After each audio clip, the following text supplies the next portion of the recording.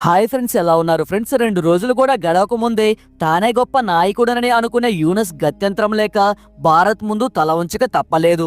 మొదటి నుంచి ఇదంతా ఊహించింది. ఎందుకంటే పొరుగు దేశాలు ఎంత హడావిడి చేసినా చివరికి సహాయం దొరికేది భారత్ నుంచే కదా. ఇప్పుడు సరిగ్గా అదే పరిస్థితి మళ్ళీ ఏర్పడింది. కొద్ది రోజుల క్రితం యూనస్ ప్రభుత్వం చాలా కఠినంగా ఇకపై భారత్ బంగ్లాదేశ్ నుంచి ఉల్లిపాయలు కొనదని ప్రకటించింది. తమ ప్రజలను ఒప్పించేందుకు స్థానిక ఉత్పత్తులను ప్రోత్సహించడం చాలా ముఖ్యమని, ఎందుకంటే భవిష్యత్తులో భారత్ సరఫరా ఆపేస్తే పరిస్థితులు చేదాటిపోకుండా ఉండాలని కల్లబొల్లి మాటలు చెప్పారు. అయితే ఈ ప్రకటన వెనుక యూనస్ అసలు ఉద్దేశం ఏంటంటే చైనా నుంచి వచ్చే ఉల్లిపాయలకు మార్గం సులభతరం చేయడం, తద్వారా మంచి లాభాలు గడించవచ్చని. ఇదే లక్ష్యంతో బంగ్లాదేశ్ వ్యవసాయ మంత్రిత్వ శాఖ తమ విభాగానికి ఆదేశాలు జారీ చేసింది. భారతీయ ఉల్లిపాయల దిగుమతిని వెంటనే నిలిపివేయడం జరిగింది. ఈ విషయం భారతదేశానికి చేరినప్పుడు భారత్ కూడా దాదాపు 300 మెట్రిక్ టన్నుల ఉల్లిపాయల లోన్లు మాల్దా సరిహద్దు వద్ద ఆపేసింది. ఈ ఒక్క అడుగుతోనే బంగ్లాదేశ్ మార్కెట్లో పెను కదలిక మొదలైంది. నిన్న మొన్నటి వరకు కిలో ఉల్లిపాయ ధర 50 నుంచి 60% మాత్రమే ఉంటే అది ఒక్క రాత్రిలో అమాంతరం పెరిగిపోయింది. దీంతో సామాన్య ప్రజలు తీవ్రంగా ఇబ్బంది పడడం మొదలైంది. బంగ్లాదేశ్లో రోజువారీ ఉల్లిపాయల వినియోగం దాదాపు 7,000 మెట్రిక్ టన్నులు. ఇదంతా భారీ మొత్తంలో సరఫరా ఆగిపోవడం మార్కెట్పై తీవ్ర ప్రభావాన్ని చూపింది. కన్స్యూమర్స్ అసోసియేషన్ ఆఫ్ బంగ్లాదేశ్ లెక్కల ప్రకారం కేవలం 24 గంటల్లోనే ఈ సంక్షోభం అక్కడ ప్రజలపై కోట్ల టాకాల అదనపు భారాన్ని మోపింది. ఒకవేళ భారత్ తన సరఫరాను మరికొన్ని రోజులు నిలిపివేస్తే బంగ్లాదేశ్లో ధరల ఒత్తిడి మరింత పెరిగే అవకాశం ఉంది. ఇప్పుడు ఈ పరిస్థితి బంగ్లాదేశ్ ప్రభుత్వాన్ని ఆలోచనలో పడేసింది. అందుకే అక్కడ వ్యాపార సంఘాలు దిగుమతి ధరలు యూనస్ ప్రభుత్వంపై ఒత్తిడి పెంచడం మొదలుపెట్టారు. భారత్ నుంచి దిగుమతిని మళ్లీ వెంటనే ప్రారంభించాలని, తద్వారా మార్కెట్ స్థిరపడాలని, పెరుగుతున్న ధరలు అదుపులోకి రావాలని వారు డిమాండ్ చేస్తున్నారు. ఫ్రెండ్స్, ఇది చాలా పెద్ద పరిణామం. ఈ వీడియోలో దీన్ని పూర్తిగా అర్థం చేసుకుందాం. ఫ్రెండ్స్, అసలు విషయం ఏమిటంటే Bangladesh trade and tariff commission కూడా పరిస్థితులను అంచనా వేసిన తర్వాత ప్రభుత్వం కనీసం పరిమితి మొత్తంలోనైనా దిగుమతికి అనుమతిస్తే మార్కెట్లో ధరలు చాలా వరకు నియంత్రణలోకి వస్తాయని స్పష్టంగా చెప్పింది. ఈ కమిషన్ మరొక విషయాన్ని కూడా వెల్లడించింది. 10% దిగుమతి సుంకం ఉన్నప్పటికీ భారత్ నుంచి ఉల్లిపాయలు కొనుగోలు చేస్తే రిటైల్ ధరలో కిలో 50% వరకు తగ్గే అవకాశం ఉంటుందని, తద్వారా సామాన్య ప్రజలకు వెంటనే ఉపశమనం లభిస్తుందని పేర్కొంది. బంగ్లాదేశ్ మార్కెట్ను స్థిరంగా ఉంచడానికి భారత్ నుంచి వచ్చే సరఫరా అతిపెద్ద ఆధారం అని కూడా వారు స్పష్టం చేశారు. అందుకే ఆలస్యం రోజు రోజుకు ప్రజల జోబుపై భారీ భారాన్ని మోపుతుందని, ఈ పరిస్థితి ఎక్కువ కాలం కొనసాగితే రోజువారీ అవసరాలు తీర్చుకోవడం కష్టమవుతుందని తెలిపారు. బంగ్లాదేశ్ ఇంపోర్టర్స్ అసోసియేషన్ కూడా యూనస్ ప్రభుత్వాన్ని ఒక విషయం కోరింది. దిగుమతి అనుమతులను వెంటనే ప్రారంభించాలని, తద్వారా ట్రేడ్ ఛానల్ మళ్లీ సాధారణ స్థితికి చేరుకోవాలని, మార్కెట్ కు తగినంత నిల్వలు చేరాలని విజ్ఞప్తి చేసింది.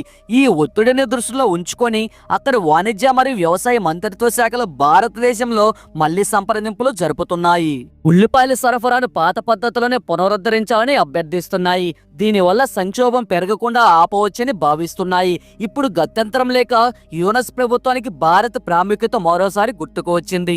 2 రోజుల క్రితం గొప్పగా మాట్లాడుతూ తమకు భారతీయ ఉల్లిపాయల అవసరం లేదని చెప్పిన ఇదే యూనస్ ఇప్పుడు అదే ఉల్లిపాయల కోసమే భారత్ను సహాయం అడుగుతున్నారు. ఈ మార్పు బంగ్లాదేశ్ ఆర్థిక వ్యవస్థ, దాని అవసరాలు భారతదేశంపై ఎంతవరకు ఆధారపడి ఉన్నాయో స్పష్టంగా తెలియజేస్తుంది. పరిస్థితి ఏంటంటే భారత సరఫరాను మళ్లీ ప్రారంభిస్తే బంగ్లాదేశ్ల ధరలను వెంటనే అదుపులోకి తీసుకురావచ్చు. కానీ ఈ నిర్ణయం ఆలస్యమైతే అక్కడ వంటింటి నుంచి మొదలుపెట్టి మార్కెట్ వరకు భారీ గందరగోళం కల్పించవచ్చు. ఈ కారణంగానే ఇప్పుడు అందరి దృష్టి భారత్ తదుపరి చేరే పని కేంద్రీకృతమై ఉంది. బంగ్లాదేశ్ యొక్క ఈ నిస్సహాయ పరిస్థితి ఒక విషయాన్ని స్పష్టంగా చూపిస్తుంది. ఒక దేశ ఆర్థిక వ్యవస్థలో పొరుగు దేశాల సహకారం ఎంత ముఖ్యమో అర్థమవుతుంది. ముఖ్యంగా రోజువారీ అవసరాల్లో చాలా వరకు బయట సరఫరాపై ఆధారపడి ఉన్నప్పుడు ఈ సహకారం అత్యంత అవసరం. యూనస్ ప్రభుత్వం తొందరపాటుతో తీసుకున్న నిర్ణయం రాజకీయ ఆర్భాటం మరియు వాస్తవ పరిస్థితులు ఎప్పుడు ఒకేలా ఉండవన్న నిజాన్ని రుజువు చేసింది. ప్రజలపై ప్రభావం పడినప్పుడు ప్రభుత్వాలు కూడా తమ నిర్ణయాలను మార్చుకోక తప్పదు. వారు గతంలో అన్న మాటలను వారే వెనక్కి తీసుకున్న తర్వాత ప్రజలకు ఏం సమాధానం చెప్తారు? ఇప్పుడు యూనస్ ప్రభుత్వం ముందున్న అతిపెద్ద సవాలు ఇదే. నిన్నటిదాకా భారతదేశంపై ఆధారపడడం తగ్గించుకోవాలని చెప్పిన వారే ఇప్పుడు భారతదేశాన్ని సరఫరా కోసం అడుక్కుంటున్నారు. ఈ విరుద్ధ వైఖరి బంగ్లాదేశ్ విధాన నిర్ణయాలపై తీవ్రమైన ప్రశ్నలు లేవనెత్తుతుంది. ఈ మొత్తం విషయంలో అత్యధికంగా నష్టపోతుంది అక్కడ సామాన్య పౌరులే. వారు ప్రతిరోజు పెరుగుతున్న ధరల భారాన్ని మోయాల్సి వస్తుంది. భారతదేశానికి ఈ పరిస్థితి పూర్తిగా స్పష్టంగా ఉంది. బంగ్లాదేశ్ ఒకవైపు ఏకపక్ష నిర్ణయాలు తీసుకోవడం, ఆపై సంక్షోభం వచ్చినప్పుడు సహాయం కోసం అడగడం కొత్తేమీ కాదు. భారత్ ఎప్పుడు ఇరు దేశాల సంబంధాలను బలంగా ఉంచడానికి ప్రయత్నం చేసింది. అయితే పొరుగు దేశాలు కూడా తమ చర్యలను ఆలోచించి తీసుకోవడం ముఖ్యం. వ్యాపారం పేరుతో రాజకీయం చేయడం మంచిదే, ఎందుకంటే సరఫరా గొలుసు తెగిపోతే దాని పర్యావసనాలను రెండు వైపులా ప్రజలు అనుభవించాల్సి వస్తుంది. ఇప్పుడు ప్రశ్న ఏమిటంటే బంగ్లాదేశీ అభ్యర్థిపై భారత్ ఎలాంటి వైఖరి తీసుకోవాలి?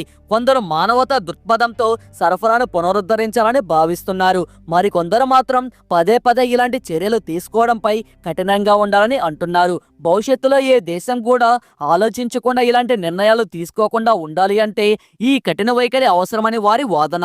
ఈ లోపు వ్యాపార సంఘాలు కూడా త్వరలోనే పరిస్థితులు సాధారణ స్థితికి వస్తాయని, ఇరు దేశాల మధ్య వ్యాపారం మళ్లీ స్థిరపడుతుందని ఆశతో ఎదురు చూస్తున్నారు.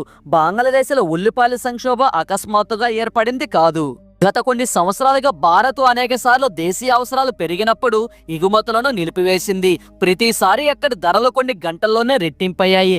ఇది బంగ్లాదేశ్ సరఫరా గొలుసు భారతదేశంపై ఎంతగా ఆధారపడి ఉందో తెలియజేస్తుంది. స్థిరమైన దిగుమతి లేకుండా అక్కడి మార్కెట్ నిలదొక్కుకోలేదు. ఉత్పత్తి విషయానికి వస్తే బంగ్లాదేశ్ ప్రతి సంవత్సరం దాదాపు 18 నుంచి 19 లక్షల టన్నుల ఉల్లిపాయలను ఉత్పత్తి చేస్తున్నప్పటికీ వినియోగం మాత్రం 25 లక్షల టన్నుల ప్రాంతంలో ఉంటుందని అంచనా. ఈ కారణంగానే వారికి 7 నుంచి 8 లక్షల టన్నుల ఉల్లిపాయలను బయట నుంచి కొనడం తప్పనిసరి. ఈ కొరతను ఎక్కువగా భారత్ తీరుస్తుంది. అందుకే దిగుమతి ఆగిపోగానే అక్కడ ఆర్థిక వ్యవస్థ తడబడుతోంది. వాణిజ్య నిపుణుల అభిప్రాయం ప్రకారం యూనస్ ప్రభుత్వం తొందరపాటుతో తీసుకున్న ఈ నిర్ణయం వల్ల మార్కెట్లో అనిశ్చిత మరింత పెరిగింది. టాకా ఇప్పటికే డాలర్తో పోలిస్తే బలహీనంగా ఉంది. దీనివల్ల దిగుమతులు ఖరీదైనవిగా మారుతున్నాయి. ఉల్లిపాయల వంటి రోజువారీ అవసరాల ఉత్పత్తి ధరలు పెరిగితే అక్కడ ఇప్పటికే 9% దాటి ఉన్న ద్రవ్యోల్బణం మరింత వేగంగా పెరిగే అవకాశం ఉంది. దీనివల్ల ప్రజల్లో కోపం మరింత బగ్గుమనే ప్రమాదం ఉంది. దీనికి అదనంగా బంగ్లాదేశ్లోని స్థానిక రైతులపై కూడా ఇది వ్యతిరేక ప్రభావాన్ని చూపింది. అకస్మాత్తుగా డిమాండ్ పెరగడం వల్ల వారికి సరఫరాను నిర్వహించడం కష్టమవుతుంది. భారత్ నుంచి ఉల్లిపాయలు ఆగిపోతే స్థానిక నిల్వలపై ఒత్తిడి పెరుగుతుంది. అందుకే యూనస్ ప్రభుత్వం ఇప్పుడు తాము తీసుకున్న నిర్ణయం నుంచి వెనక్కి తగ్గి భారతదేశాన్ని సరఫరాను పునరుద్ధరించాలని అడగాల్సి వస్తుంది. చివరగా యూనస్ యొక్క ఈ ఊటర్న్ బంగ్లాదేశ్ యొక్క అంతర్గత బలహీనతలను స్పష్టంగా బయటపెట్టింది. భారత్ సరఫరా ఆగిపోతే బంగ్లాదేశ్ మార్కెట్ ఎంత కుదేలవుతుందో కూడా ఈ సంఘటన నిరూపించింది. రాబోయే రోజుల్లో భారత్ ఎలాంటి నిర్ణయం తీసుకుంటుందో చూడడం చాలా ఆసక్తికరంగా ఉంటుంది. ఫ్రెండ్స్, మరి మీరేమంటారు? బంగ్లాదేశ్ కోసం భారత్ సరఫరాను మళ్ళీ ప్రారంభించాలా వద్దా? మీ అభిప్రాయాన్ని దయచేసి కామెంట్ బాక్స్ లో తెలియజేయండి. సో ఇది ఫ్రెండ్స్ ఇవాల్టి వీడియో. చూశారు కదా, ఈ వీడియో మీద మీ అభిప్రాయం అనేది ఖచ్చితంగా మాకు కామెంట్ రూపంలో తెలియజేయండి. ఈ వీడియో మీకు నచ్చినట్లయితే లైక్ చేయండి, షేర్ చేయండి, అలాగే కామెంట్ కూడా చేయండి. మన ఛానల్ ఫస్ట్ టైం చూస్తున్నట్లయితే ఈ ఛానల్ కు ఇప్పుడే సబ్స్క్రైబ్ చేసుకొని పక్కనే ఉన్నటువంటి బెల్ ఐకాన్ క్లిక్ చేసి యాక్టివేట్ చేసుకోండి. Thanks for watching. నెక్స్ట్ వీడియోలో మళ్ళీ కలుసుకుందాం. జై హింద్ అండ్ జై భారత్.